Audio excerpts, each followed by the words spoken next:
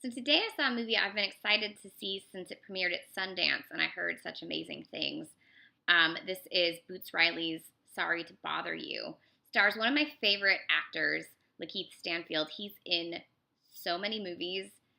He's probably most well known now for being on Atlanta, but he's in so many good movies, tracing all the way back to Short Term 12.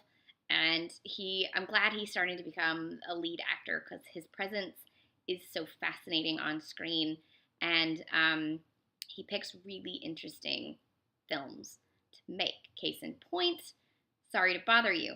This is a film that Boots Riley, who is a rapper slash cultural commentator slash activist, wrote over the last 10 years or so.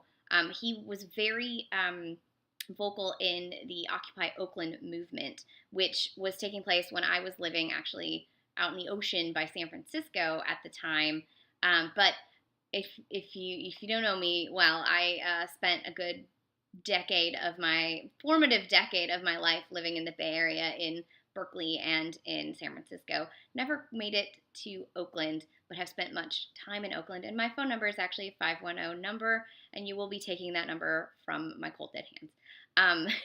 510 for life. But this film takes place in sort of a dystopic Oakland that is a little worse off than we really are. But what's great about this film, and what really reminded me of something like Children of Men, is that all of the things that are dystopic are just things that are actually happening, but slightly turned up a little bit. There's this great special feature on the Children of Men disc where he's talking about, like, everyone who's shocked by what I showed in my movie isn't paying attention because it's all already happening.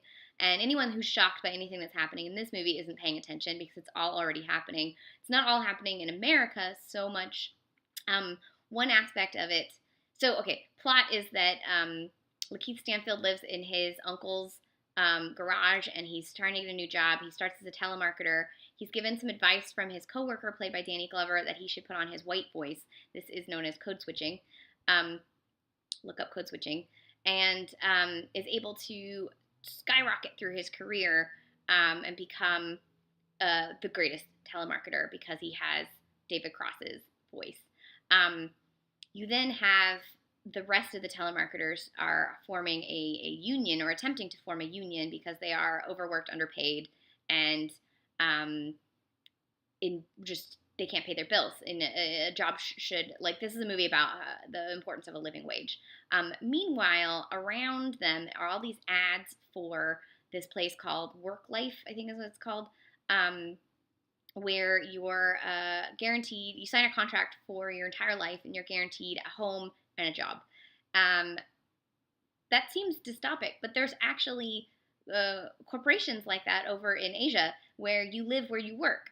And they're slowly becoming more of this in America. And frankly, we had this when we had mill towns, and I think we still have some mining towns where the corporation owned your house and you bought from the company store. Like, there's songs about this, right?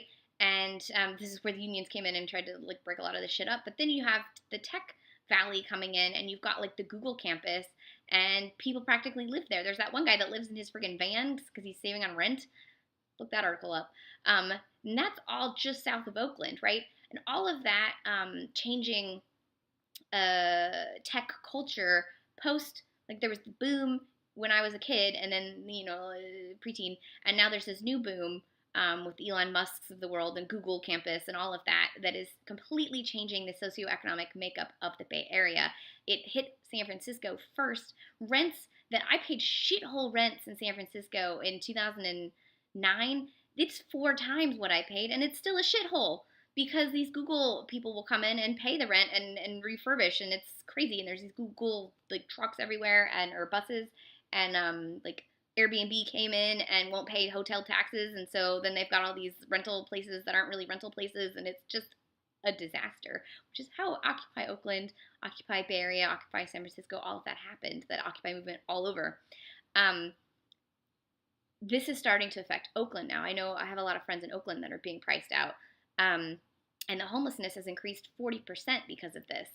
In Oakland, let alone San Francisco, there's tent cities everywhere, and there always used to be a homeless problem, but it's way worse than it is. Boots Riley said when he wrote this, he thought he was going to have fake homeless tents because he saw where it was headed. He didn't realize that by the time he got funding to make this film, it would be there.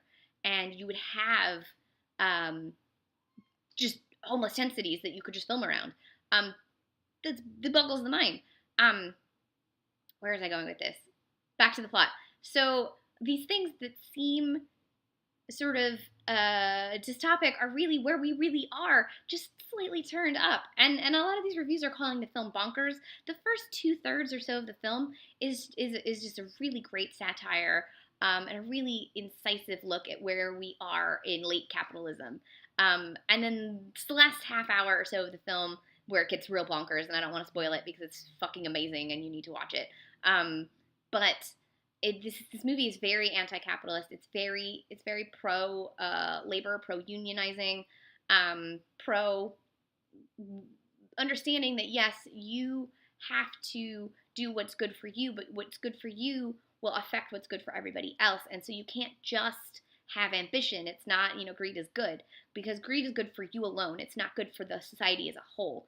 And this is a movie that understands that and that wants people to think about society as a whole while you're thinking about also paying your own rent. Because paying rent, that's good. Eating, that's good. Having a ton of things, no one needs a ton of things. The movie doesn't quite say that, but really, it also takes to task like artists whose art, all it does is get sold to rich people, that doesn't actually have a social conscience and doesn't actually help, change societal ideas and true, societal change. It sort of looks at those kind of activists that do things that are come from a good place but aren't necessarily helping anything or anybody. I think my one complaint about the film was that Tessa Thompson's character felt like a moral compass for Lakeith Stanfield's character, and she didn't really have a purpose of her own, and I wish she had a little more of a autonomy. But Tessa Thompson is such a great actress that you will follow her anywhere, and so that was good. I had never really watched much of The Walking Dead, so I hadn't seen Steven Yeun in anything before, and holy crap, one, Charm City, two, he's super hot, so that was enjoyable. I could not tell that Patton Oswalt was one of the other white voices because his voice sounds just like David Cross, and I think that was the point. So good job voice casting. Danny Glover is in his like comedy Danny Glover phase, and then Omari Hardwick was so funny, and very like they made him not hot, which is like how did they do that? And then I've never seen Jermaine Fowler in anything before, but he was quite good as well. And then Armie Hammer plays like the epitome of the rich white, faux liberal dude.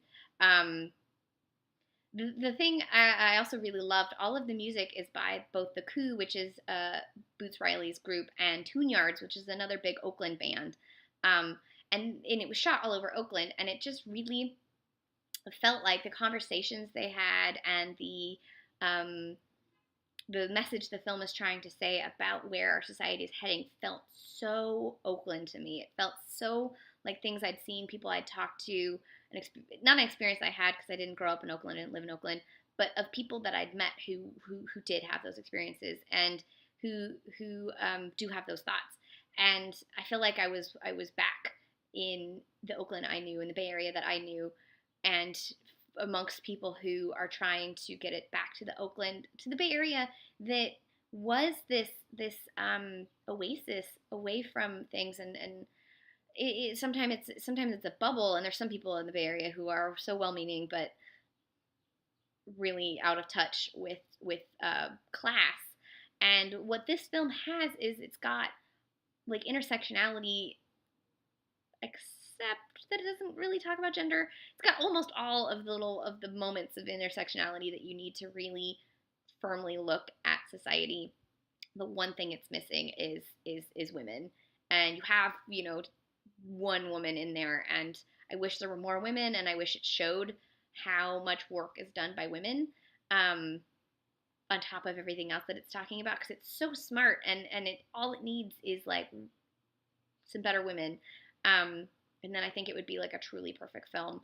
And it's just really bonkers, towards the end, and I loved it. So it's just a beautiful love letter to Oakland and to um, a, a point of view that I think could help shift things into a better place here in late capitalism USA. So definitely check this out. It's in limited release right now, so I think it's only in the Bay Area, LA, New York, Atlanta, maybe Chicago. Um, but it's probably, it's opening wide next week, so you've got a week. I hope I didn't spoil it too much. Let's talk about the Bay Area on Twitter. No one ever talks to me on Twitter. What's wrong with all you people? I guess you're all on YouTube only. Have a good day, and definitely find this movie if it's playing near you this weekend or next weekend. You do not want to miss this one.